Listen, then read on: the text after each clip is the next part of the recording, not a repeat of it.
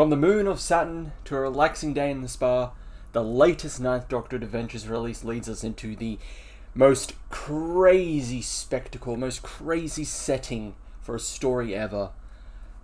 A furniture store.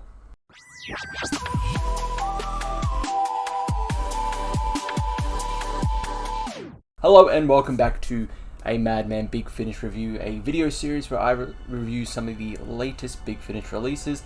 For this week's video, I'm going to be reviewing the Ninth Doctor Adventures Hidden Depths. So this is comprised of 3 stories.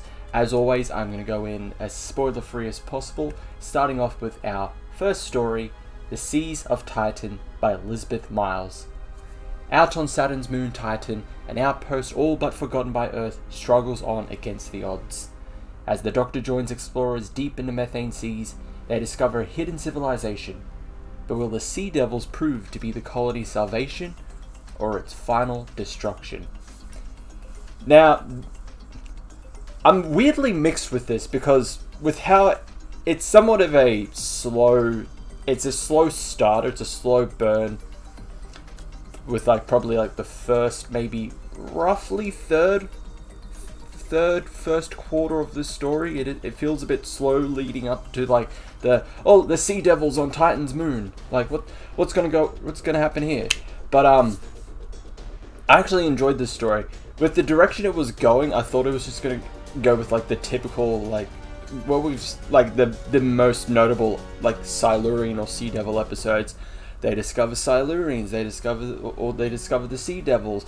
The Doctor's there to try and broker a peace between the two because, they're both inhabitants of Earth. They know maybe they can coexist, but there's always something else that gets in the way that disrupts the peace, and it ends up with just the two sides fighting and there being death. I thought that's where this story was going, and I was kind of like, oh no, please, we've got this, we've done this already. We've done this with Doctor Who and the Silurians, the Sea Devils, Hungry Earth, Cold Blood. We've done this before. Luckily, it does a little bit of a twist. It does something different compared to those. I can't go into it without spoiling it, but I did enjoy that. It kind of it surprised me. Subverted my expectations as usual with this story, but yeah, I ended up really enjoying this story. It's a nice solid starter. Like I said, it is a bit of a slowish burn at the beginning of the story, but then it definitely picks up once the Sea Devils are introduced to the plot. So I definitely enjoyed this one. Casting it was great, and this leads us into our next story. Lay Down Your Arms by Lisa McMullen. 1864, instead of relaxing at the Bad Homburg Spa, its visitors are fighting, and Bertha Kinski, the housekeeper to Alfred Nobel, is appalled. Perhaps the mysterious Herr Schmidt can help. Soon Bertha is contending with aliens, as well as her mother's matchmaking, as she and the Doctor try to keep the peace. I thought the story was fine. It was a fine story. It was okay. I didn't have particularly a lot of problems with it. It just didn't really stand out with the other 2 stories here. But I think it's solid enough by its own. The Bertha and the Doctor together, they play off each other really, really well. The antagonist in this story, I thought it was fine.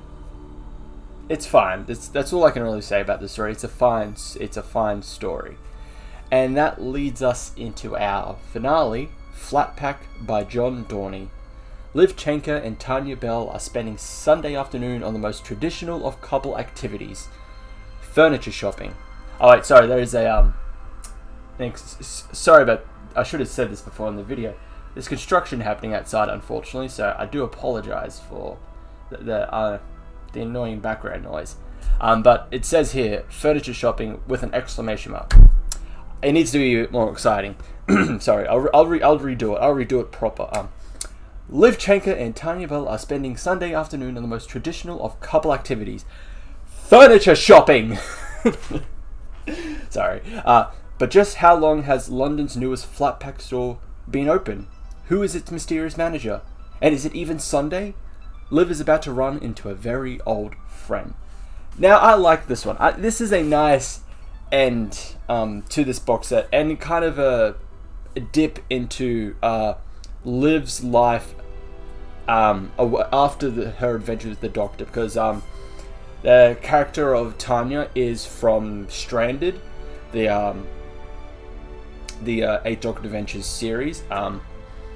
You should, I'd say, yeah, definitely check out Stranded. I think it goes on for a bit too long, but I did like Stranded. Tanya is a standout character in that box set. She's fantastic in Stranded, and her relationship with Liv was definitely one of the highlights I got out of that series. So hearing that they're both back together for this box set, I was like, okay, I'm definitely going to check it out. And this is after the events of Stranded, and particularly the ending of Stranded. Okay, spoilers for Stranded. Liv comes after the Eighth Doctor. Helen and Liv leave. The TARDIS then returns.